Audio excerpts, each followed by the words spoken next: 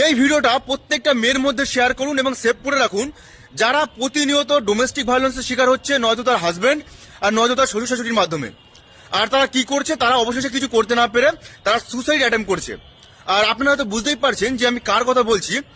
Recently আমাদের সবার সামনে একটা ঘটনা উঠে আসে, আর যেখানে আমরা দেখতে পাই যে একজন গায়িকা, একজন আর্টিস্ট দেবলীনা নন্দী বলে একজন, তিনি সুসাইড অ্যাটেম্প করে। আর কেন তিনি অ্যাটেম্প করে, যে আমরা দেখতে পাই যে তার হাজবেন্ড তাকে তার উপরে প্রেশার ক্রিয়েট করতো যে হয় মাকে বেছে নাও আর নয়তো আমাকে বেছে নাও, এবং তার উপরে শারীরিকভাবে মানসিকভাবে টর্চার করতো, তাকে মারধর করতো, এবং সেই জন্য সেই দেবলীনা নন্দী সুসাইড অ্যাটেম্প করতে গেছে। আর শুধুমাত্র দেবলীনা নন্দী নয়, এরকম কত মেয়ে আছে বা কত মহিলারা আছে যারা ডোমেস্টিক ভায়োলেন্সের শিকার হয়ে তারা সুসাইড অ্যাটেম্প করতে যাচ্ছে এবং তারা চাইছে যে এই জীবনটা শেষ করে দেব। আর সত্যি বলতে আমি যেটা মনে করি যে সুসাইড কিন্তু সবকিছুর সমাধান নয়। আপনি একবার ভেবে দেখুন, আপনি যার জন্য সুসাইড অ্যাটেম্প করতে যাচ্ছেন সে কি আপনার জন্য সারা জীবন কাঁদবে? একদমই কিন্তু না। বলবো যে সুসাইড না করে আপনি নিজের জন্য বাঁচুন, নিজের বাবা মায়ের জন্য বাঁচুন, নিজের ভাই বোনদের জন্য বাঁচুন। আর সুসাইড কিন্তু সব সমস্যার সমাধান নয়।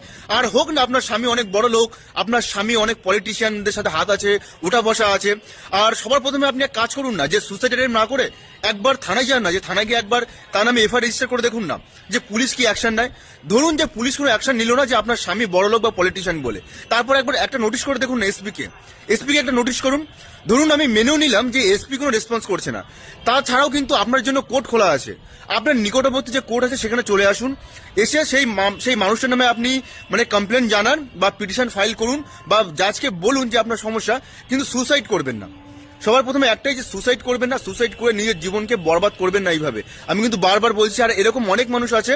আর বেসিক্যালি আমি বারাসাত কোর্টে আছি, আর এরকম অশোকনগর, গুমা, হাবড়া, এদিকে হাসনাবাদ লাইনে বসিরহাট, এদিকে সল্ট লেক ক্যান্টনমেন্ট, সবাই আমার সাথে যোগাযোগ করে আর একটাই কথা বলে যে আমার স্বামী আমাকে মারধর করছে, আমার স্বামী আমার সাথে মেন্টালি ফিজিক্যালি ভাবে টর্চার করছে, আমার শ্বশুরবাড়ির লোক আমার উপর টর্চার করছে। তো ভয় পাবেন না একদম। আর সুসাইড তো একদমই এই কথাটা মাথায় আনবেন না। সবার প্রথমে আপনি থানায় যান, থানা না শুনলে এসপি কে নোটিশ করুন, এসপি কোনো পদক্ষেপ না নিলে কোর্টে চলে আসুন, কিন্তু কখনো সুসাইড করবেন না।